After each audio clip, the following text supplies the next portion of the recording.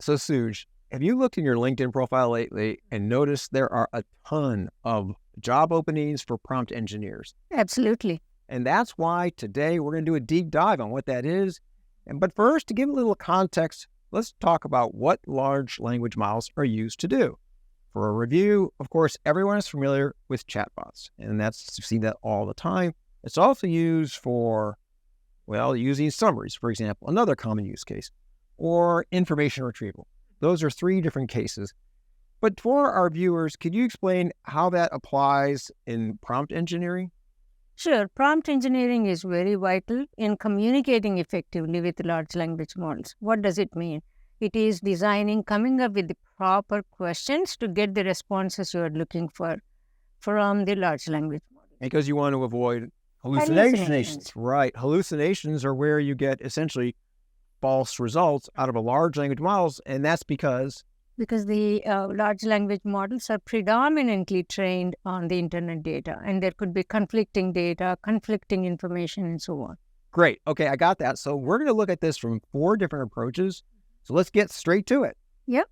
We're going to look at the first approach, which is RAG, or Retrieval Augmented Generation. We've had videos about this already on the channel, so I have kind of a basic understanding of it, where you take domain-specific knowledge and add it to your model.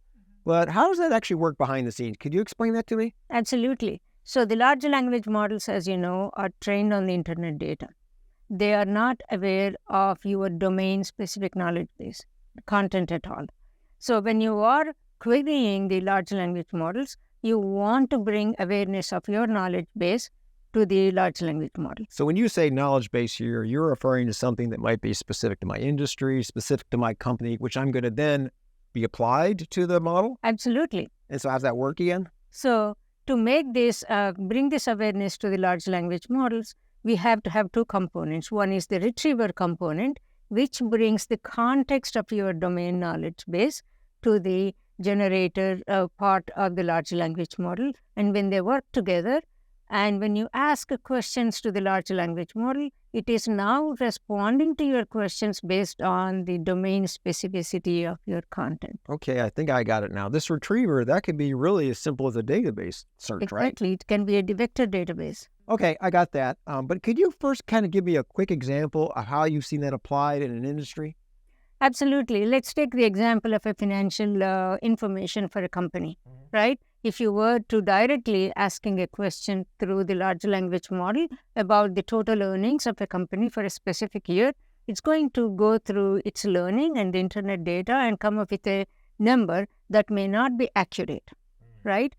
So, for example, the annual earnings, it could come back with $19.5 billion, and which may be totally incorrect.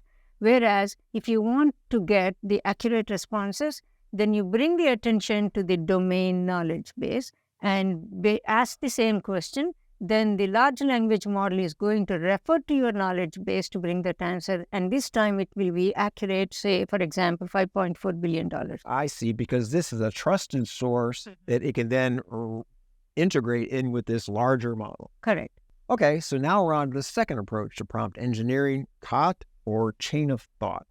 And I sometimes think of this as the old saying, explain it to me like I'm an 8-year-old. But could you give me more a practical explanation of what that really means? Absolutely. I think the large language models, like an 8-year-old, also need guidance on how to arrive at those responses, right? And before I jump to the chain of thought approach, I want to recommend something, right? Anytime you are working with the large language models, consider 2 things. The number one is the RAG approach, content grounding.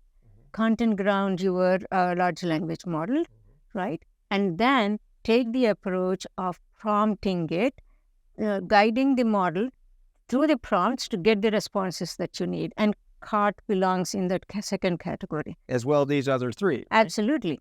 So let's talk about chain of thought, right? Chain of thought is all about taking a bigger task of arriving at a response, breaking it down into multiple sections, and then combining the results of all those multiple sections and coming up with the final answer. So instead of asking a large language model what is the total earnings of a company in 2022, which it will give you just a blurb of a number like $5.4 million.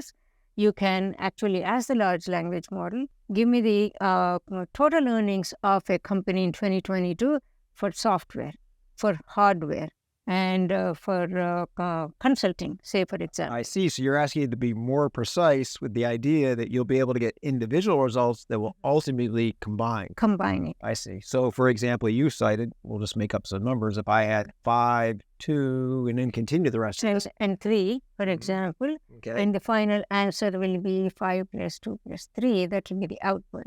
But the large language model is now arriving at this number through reasoning and through explainability.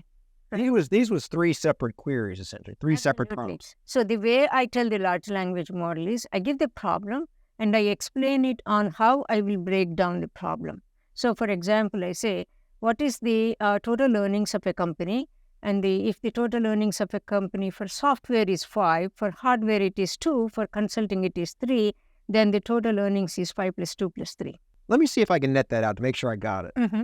So in RAG, we were talking about being able to essentially improve based on domain knowledge. Mm-hmm. But then to improve on the results that generates, we then apply this technique, the explain it to an 8-year-old technique, which then makes the result even better. Mm-hmm. Okay, that was chain of thought, which as I understand is a few shot prompt technique where you basically provide some examples to improve the end result. And I think the React is kind of the same genre, but it's a little bit different. Could you explain to me the difference? Absolutely. So React is also a few shot prompting technique, but it is different than the chain of thought. In chain of thought, you are breaking down the steps of arriving at the response, right? So you are reasoning through these steps and arriving at the response. Whereas React goes one step further.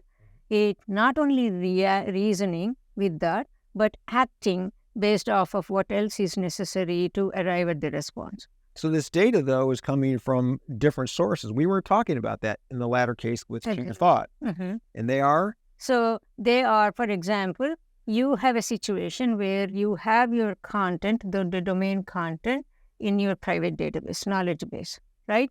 But you are asking a prompt where your question is demanding responses that are not already available in your knowledge base. Then the React approach has the ability to actually go into a private or a public knowledge base and gather both the information and arrive at the response. So the action part of the React is its ability to go to the external resources to gain additional information to arrive at your responses. I got it. But there's one thing that's confused me just a teeny bit, is that in RAG, that looks awfully similar, but they're not the same. Where's the difference here? So the difference is they both are using the private databases, right, knowledge bases. But in large language models, I want you to think about 2 steps, right? One is content grounding. That's what RAG is doing. It is making your large language model aware of your domain content. Where React is different is it has the ability to go to the public resources, public content and knowledge bases to bring additional information to complete the task. Okay, before we wrap, can you give me an example of React? Absolutely. So let's go back to the financial example you were looking at in the previous patterns.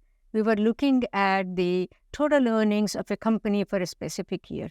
Now, supposing you come back with a prompt where you are asking for the total earnings of 2010 and 2022, right? Your 2022 information is here in your private database, knowledge base. But 2010 information is not there, for example. It's over here in the public one. Exactly. Okay. So the large language model in the React approach now takes to the external resources to get that information for 2010 and then brings both of them and does the observation. I see. So that's going to produce a result that takes into consideration this, whereas before it might have produced essentially a hallucination. And a couple of more things, right? The React gives you the results in a 3-step process, right? When you are asking the prompts in a React mode, you have to first of all split that prompt into 3 steps. One is the thought, right? What are you looking for? And the second one is action. What are you getting from where, right? And the third one finally is the observation, that is the summary of the action that is taking place. So for example, thought 1 will be retrieve the total earnings for 2022, right? And the thought, so action 1 will be, it will actually go to the knowledge base to retrieve 2022. And observation will be 2022 value. Now, thought 2 is retrieve the value for 2010 from an external knowledge base and have that value there. And observation 2 will have that value. And the thought 3 will be comparing them to arrive at which is a better total earning for you. I think I've got it. That's great. We only have one more to go. If you really want to impress your colleagues, you want to learn about this next one, which is directional stimulus prompting, or DSP. Different from the other ones, and how so?